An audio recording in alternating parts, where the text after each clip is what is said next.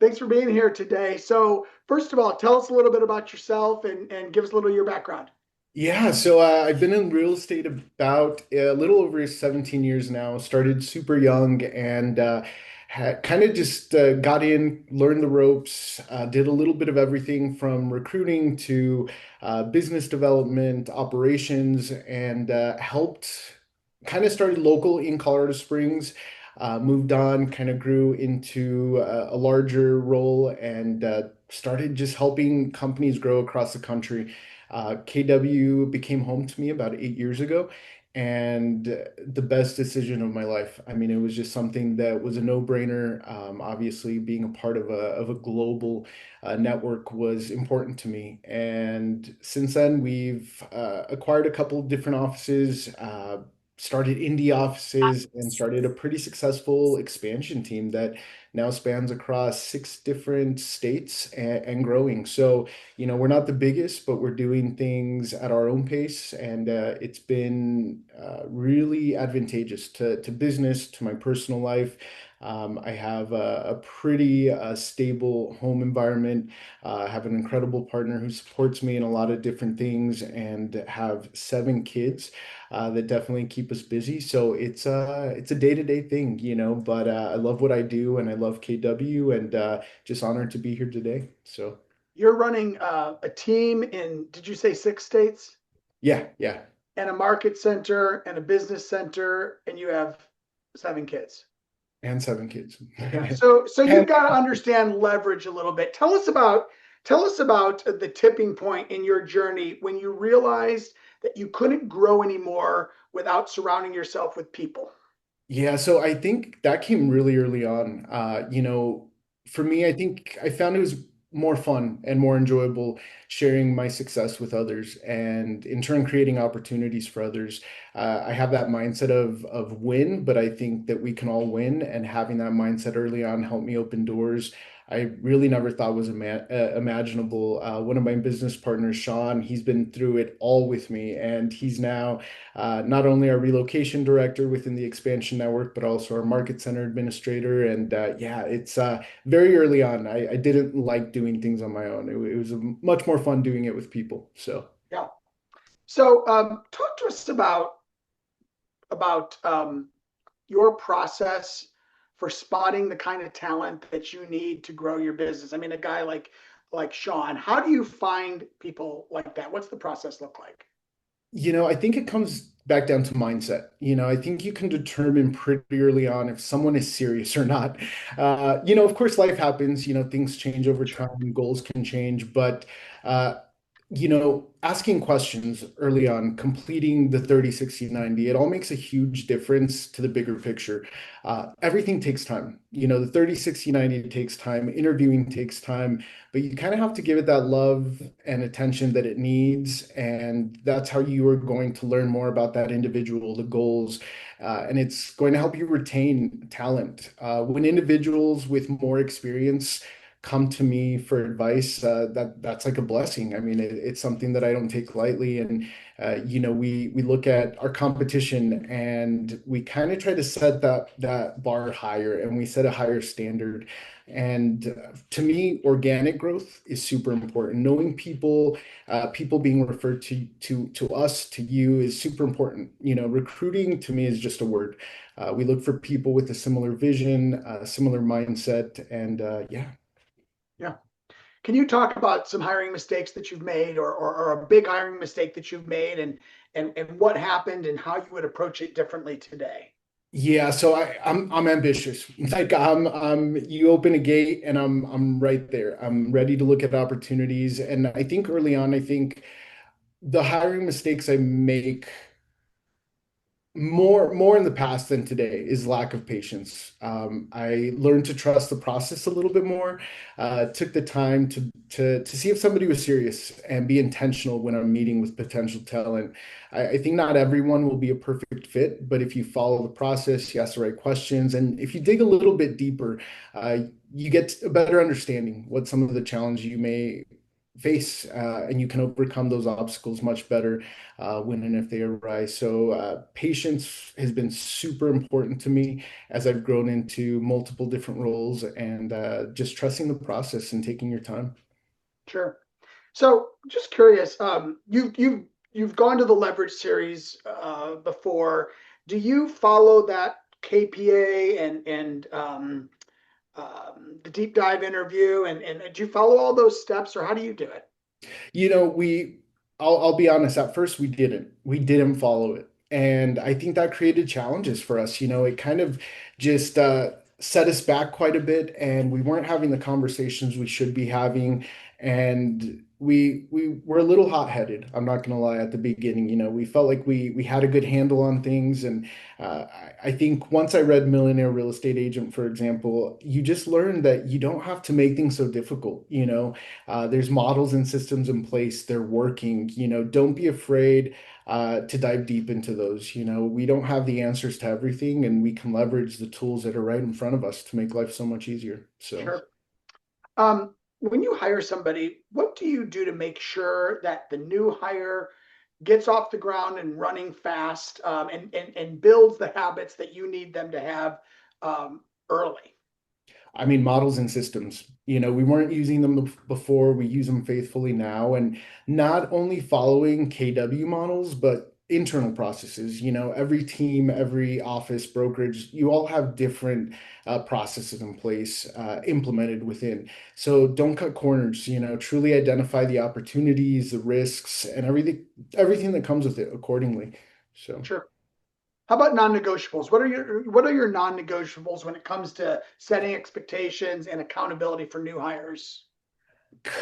Commitment. I think commitment is super important, especially when it comes to time. We all know how challenging our industry can be, especially with the uphill markets like today. But being a licensed professional, it takes time, commitment, tons of accountability.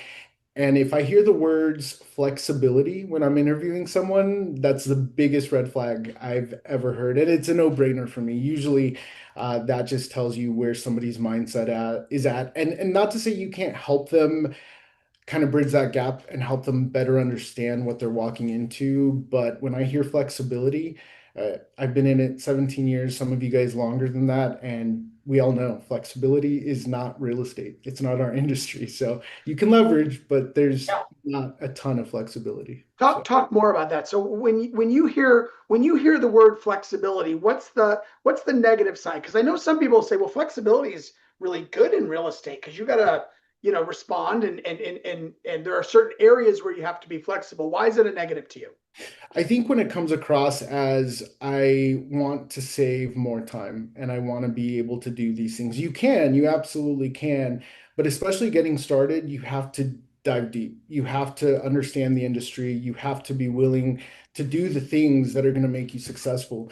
And if you think coming in that you're going to have every weekend available, that you're going to have every evening available, that's the type of conversation we try to shift from. And yes, we try to have those conversations, open conversations with talent. But at the end of the day, if they can't understand that and they're getting into real estate to have fun and just have all the time in the world, if Yeah. they're going to be successful, it takes a village sometimes, and it takes time and commitment for sure. Yeah. Okay. I love that.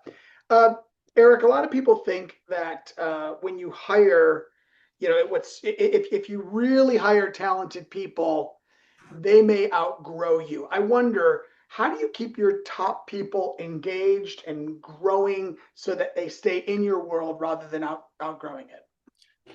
You know, opportunity, I think, is key. And not only preaching it regularly, but also following through with those promises. Never set yourself up to fail. You know, I see so much in our industry where everybody's over promising stuff to try to get the recruit, to get the hire.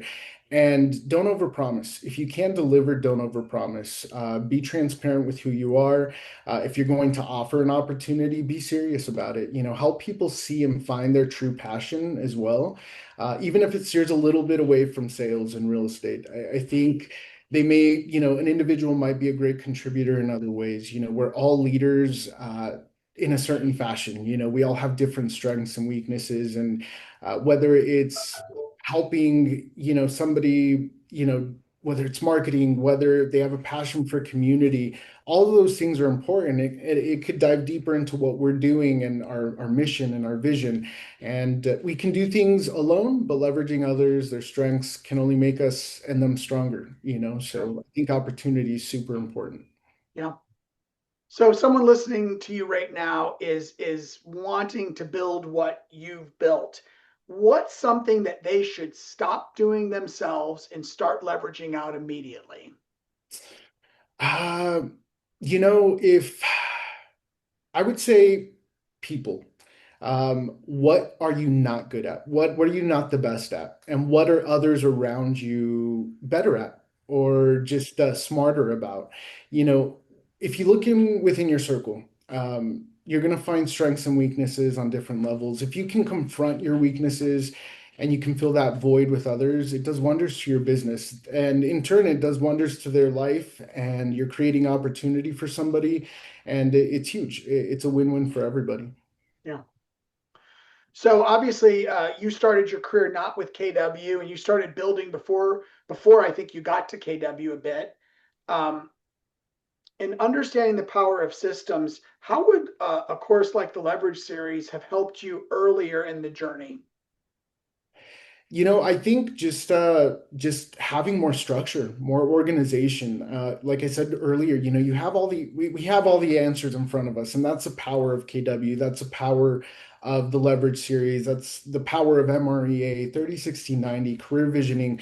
There's so many tools and resources that we have, and they're crucial. They help us bridge that gap to identify things we may or may not already know, and stop being afraid to listen.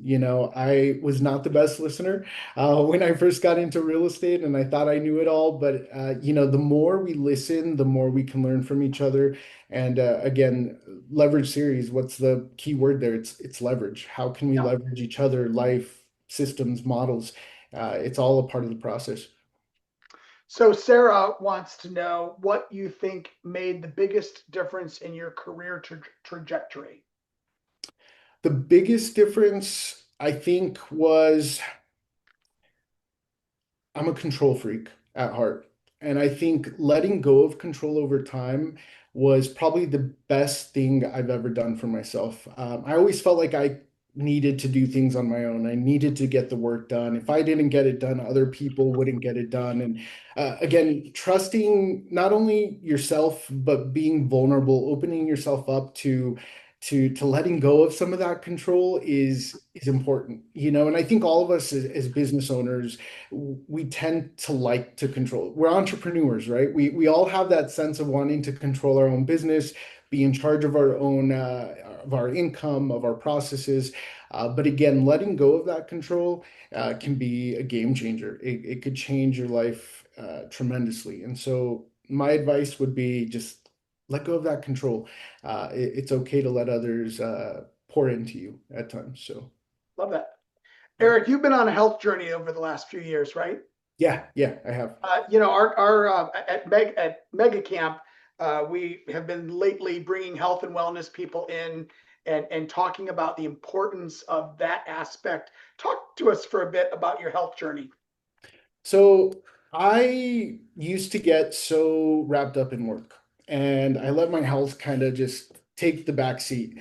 And since then, I've noticed that not only getting healthier, not only has it helped my mindset, but it's also helped me have more energy and have kind of reignite that passion that I've had for the things I do every single day. Not only for my kids, I want to be here for them for a very, very long time.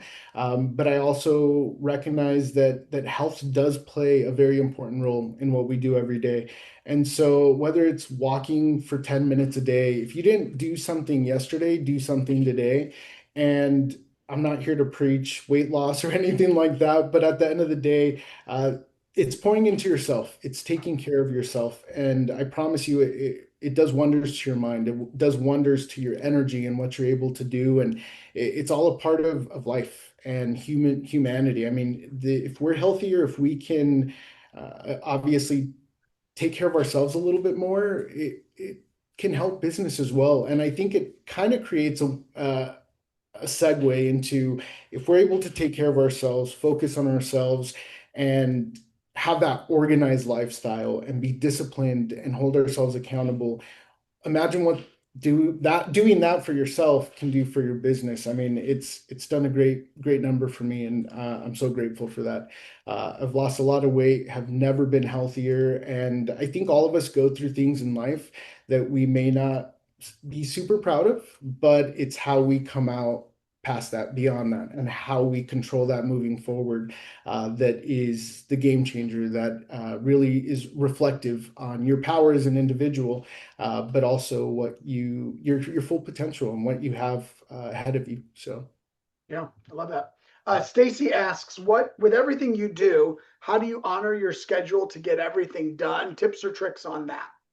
leverage. The people that I surround myself with, whether it's business partners, team leads, helping us run different regions and different teams in different areas. Again, I can't do it myself. So when I put my trust into others and give them that opportunity to grow and to trust them enough to run a team or to run an operational aspect of our business, that's key to me leveraging people, but also having more time for myself. And again, not every day is flexibility, that word that we use, or not every day goes as planned. But I do find that it allows me to pour into my kids more, to my personal life a little bit more, and that's super important. We can't just work around the clock and expect life to be incredible. We have to take care of our mental health, of our physical health, and all of that comes with leveraging others and processes and systems. Yeah. So Dawn Petty from, I think she's in your market center, asks this question. She says, "Our small team would like to grow. Mhm. What kind of support can we realistically expect from KW?" And maybe you can answer that, Eric, as an OP yourself. Yeah. I mean, the training that we have available to us within Keller Williams is incredible. There have been, and I'll be very transparent, we've been approached by a lot of big brands, literally throwing money at us to move our operation somewhere else. And at the end of the day, if somebody has to offer you money and dangle something pretty in front of your face, it's not worth it. It's not worth it.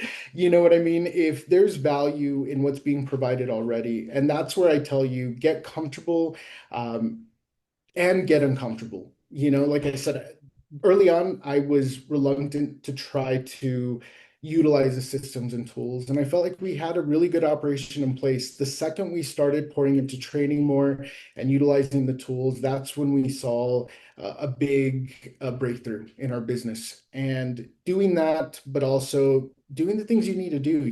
If you're interviewing, what are you doing to recruit talent? What are you doing to get your name out there? What does that look like in 3 months, 6 months, a year, 5 years? You have to have a game plan. Without that game plan, you're just stagnant, and you just have to take the time to focus on your goals and work towards those goals each and every day. Yeah, love that. Final thing. Stephanie says, "What's the greatest hard lesson you've learned that is a daily reminder to continue to grow?" The greatest hard lesson I've learned, I think is time. I think we forget that we have one life. And I think that having gone through a lot of stuff personally in life, losing really important people in my life, and kind of losing myself there for a while, tomorrow's not for granted. We cannot take tomorrow for granted. We need to do what we can today, and we need to make every effort to live the life that we want to live and to pour into others and be poured into. And don't wait, take that vacation, do the things that scare you the most. Every expansion we've started, everything we do, it's terrifying. There's other businesses outside of real estate that I've started to dive into and to grow, and that's terrifying in itself. But real estate and Keller Williams and being a part of this has allotted me that opportunity to live a lifestyle that I never could have dreamed of.